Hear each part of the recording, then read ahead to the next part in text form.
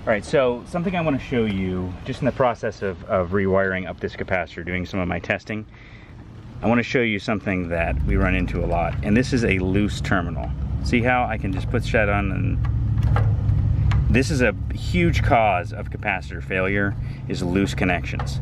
Because when that connection is loose and not making good contact, it starts to get hot, and then it can melt off. So all we do in order to tighten it up is we just take these spades, we just squeeze them just ever so slightly. just ever so slightly. I like the way I said that. It was kind of silly sounding.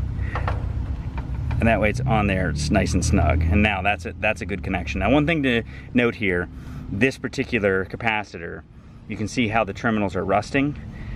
The AMRAD Turbo 200, or really any of the AMRAD capacitors, they are brass terminals and they will not rust like this, because underneath the plating they're made of brass, and of course brass doesn't rust. Anyway, just make sure to get your terminals tight. It's really important.